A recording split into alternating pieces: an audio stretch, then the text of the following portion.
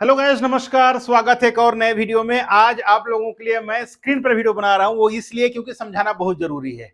मैं इसके पहले न्यूजीलैंड का कई वीडियो लेकर के आया, बट लोगों को समझ में नहीं आ रहा था।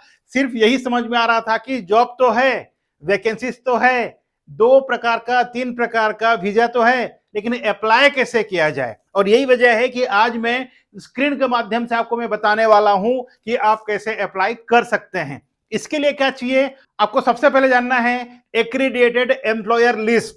अब वो कहां से मिलेगा, आज मैं आपको बताऊंगा। क्योंकि जब तक आपके पास एक्रीडिएटेड एम्प्लॉयर लिस्ट नहीं होगा, तब तक आप जॉब के लिए अप्लाई कर ही नहीं सकते हैं। तो क्या करना है, सबसे पहले जानते हैं कि एक्रीडिएटेड एम्प्लॉयर लिस्ट कहां से लाएंगे। तो एक्रीडिएटेड एम्प्लॉयर लिस्ट के लिए आपको न्यूजीलैंड का वेबसाइट में जाना है, गवर्नमेंट वेबसाइट है, वहां पर जाना है और वहां से फाइंड आउट करना है।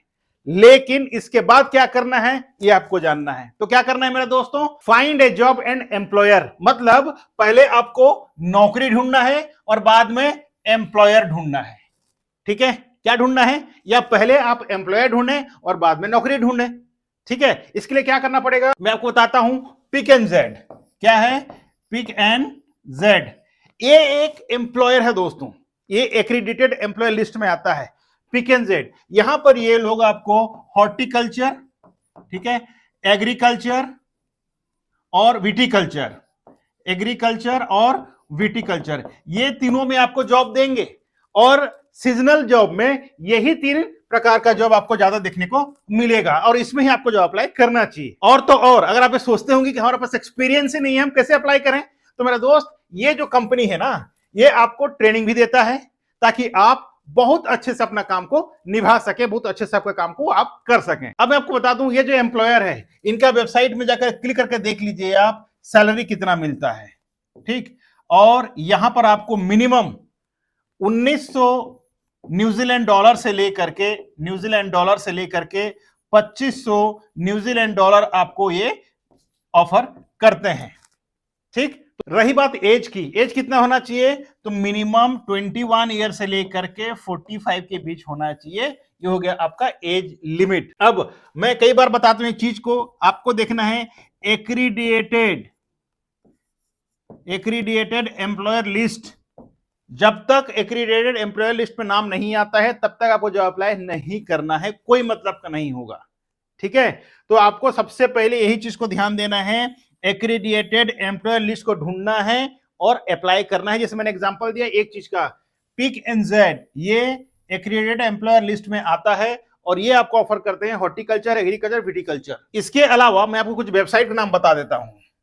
वेबसाइट कौन कौन सा, जोरा.co.nz, इसमें सर्च करना है। ठीक है, यहां आपको बहुत सारे जॉब मिल जाएंगे। या फिर आप देख सकते हैं सीजनल jobs.co.nz न्यूजीलैंड। ठीक, ये दोनों वेबसाइट में आप जाकर के देखें, आपको कई जॉब मिल जाएंगे मेरा दोस्त। ओके, चाहे आप हॉस्पिटैलिटी में काम करते हो, चाहे आप एग्रीकल्चर में काम करते हो, चाहे आप विटिकल्चर में काम करते हो, चाहे आप हॉर्टिकल्चर में। ठीक, आपको सभी जगह जॉब मिल जाएगा और अच्छा खासा सैलरी के साथ। आपने अब तक जॉब ढूंढ लिया, अब आपने क्या किया, सिक्योर ए जॉब ऑफर। आपको क्या करना है, इंटरव्यू दे करके ऑफर लेटर ले लेना है। ऑफर लेटर लेने के बाद ही आप अप्लाई कर सकते हैं वीजा एप्लीकेशन। इसके बगैर आप अप्लाई ही नहीं कर सकते हैं। ठीक, ये आपका सेकंड स्टेप हो गया। पहले स्टेप मैंने आपको बता दिया कि आपको पहले फाइंड आउट एम्प्लॉयर करना है और जॉब करना है। अब जॉब मिल गया, आपको जॉब ऑफर लेटर आ गया, अब आपको वीजा एप्लीकेशन करना है। तो इस जॉब ऑफर में आपको देखना है, क्या देखना है, मिनिमम आपका जो वर्क आवर्स है, ठीक है, जो वर्क आवर है वो 30 आवर्स का होना चाहिए पर वीक। 30 घंटे का काम मिनिमम होना चाहिए। यही चीज आपको ऑफर लेटर में देखना है, 30 घंटा। 30 घंटा से कम होगा तो वीजा नहीं मिलेगा। तो ऑफर लेटर में मेंशन होना चाहिए 30 घंटे। तो गाइस, मैं पहले आपको 2 वीजा के बारे में बताया करता था, आज मैंने रिसर्च करके 3 वीजा लेकर के आया है। पहला क्या है, ग्लोबल वर्कफोर्स सीजनल वीजा, जो है GWSV, जो कि 3 साल का सीजन आप काम कर सकते हैं। मैंने प्रीवियस वीडियो में बताया ना कि आपको क्या करना है, 9 मंथ काम करना है और 3 मंथ आपको इंडिया वापस आ जाना है, फिर से जाना है, 9 मंथ काम करना है, फिर से 3 मंथ इंडिया वापस जाना है। मतलब 3 सीजन तक आप यहां पर काम कर सकते हैं। कितना सीजन? 3 सीजन में 3 साल, और वो भी कोई स्पेसिफिक जॉब में। ऐसा नहीं है कि इस साल आपने विटिकल्चर में काम किया, अगले साल आप एग्रीकल्चर में काम करेंगे, ऐसा नहीं है। अगर आपने पहले साल जिस जॉब में काम किया वही स्पेसिफिक जॉब में आपको जाना है, इस बात का ध्यान रखना है। दूसरा कौन सा वीजा है? Recognised seasonal employer limited visa, RSE, जो कि 7 मंथ का होने वाला है। कितना मंथ का? 7 मंथ का वीजा है ये। अब हम जानते हैं थर्ड वाला कौन सा है। ये दो तो मैंने बता दिया था, जो 8 दिसंबर को अनाउंसमेंट हुआ था, लेकिन एक और जो वीजा है वह है supplementary seasonal employment work visa. जो न्यूजीलैंड में विजिट वीजा में गया हो या फिर कोई स्टूडेंट पढ़ाई कर रहा हो, वो इस वीजा को अप्लाई कर सकता है। क्लियर? मैंने क्लियरली समझा दिया है ये 3 डिफरेंट वीजा को लेकर के। अगर अभी आपके मैंने कोई क्वेश्चंस है तो क्या करना है? कमेंट सेक्शन में कमेंट करना है। आपका जो भी क्वेश्चंस हो मैं कोशिश करूंगा जल्द से जल्द रिप्लाई करने का। और कोई भी वीजा अप्लाई करने से पहले ऑफर लेटर चेक करना है। अगर आपको समझ में नहीं आ रहा है तो यहां पर जो नंबर दिख रहा है इस नंबर पे कॉल करें और आप हमसे चेक करवा सकते हैं कि कौन सा वीजा के लिए आपको अप्लाई करना चाहिए। अब हम जानेंगे दोस्तों डॉक्यूमेंट चेकलिस्ट क्या क्या चाहिए। बहुत लोगों का मन में एक कंफ्यूजन रहता है कि डॉक्यूमेंट्स क्या क्या चाहिए, तो वो भी लिस्ट में लेके आया हूं। सबसे पहला वैलिड पासपोर्ट। वैलिड पासपोर्ट का मतलब क्या होता है? It should not gate expire, या फिर मिनिमम जो वैलिडिटी है वो कितना होना चाहिए? 2 इयर्स का वैलिडिटी होना चाहिए। ठीक है, क्लियर? दूसरा signed offer letter and employment agreement. जैसे मैंने कहा ना कि पहले आपको एम्प्लॉयर ढूंढना है, फिर जॉब ढूंढना है, फिर आपको ऑफर लेटर आ जाएगा, तो वही ऑफर लेटर का साइंड ऑफर लेटर होना चाहिए आपके पास, और एम्प्लॉयमेंट एग्रीमेंट होना चाहिए। तीसरा डॉक्यूमेंट क्या है? हेल्थ सर्टिफिकेट, यानी कि मेडिकल फिटनेस सर्टिफिकेट सबको होना चाहिए। थर्ड क्या है?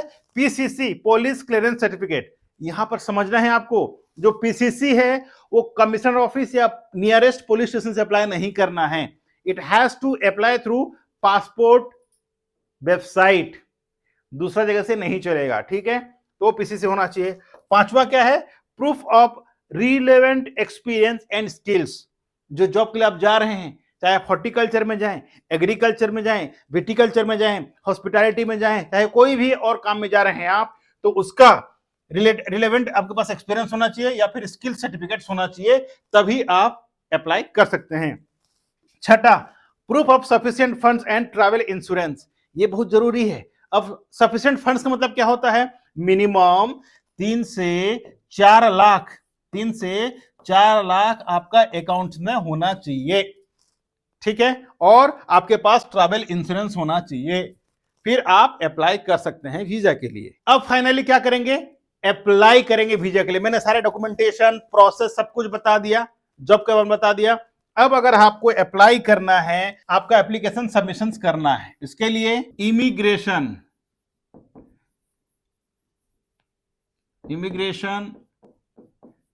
न्यूजीलैंड में अप्लाई कर देना है। क्लियर? अगर अभी आपका समझ में नहीं आया तो यार क्या करें, ये जो नंबर दिखे इस नंबर पे कॉल करें और अपना personal career counselling slot book करें मेरे साथ। इसका कुछ चार्ज होगा, आपको पे करना है, और फिर आपको मैं हेल्प कर सकता हूं डायरेक्टली कि कैसे आप अप्लाई कर सकते हैं। आपका मैं पर्सनल काउंसलिंग के साथ साथ आपको मैं पर्सनल गाइड भी करूंगा कि आप कैसे अप्लाई कर सकते हैं। धन्यवाद guys for watching this video. मैं अशोक कुमार साहू, करियर कोच, आपसे विदा लेता हूं। आज के इस वीडियो से मिलते हैं इसी तरह का एक और नए वीडियो में नए टॉपिक के साथ। तब तक के लिए आप रखें अपना ख्याल और मुझे दी इजाजत। Thank you so much. जय हिंद, जय भारत।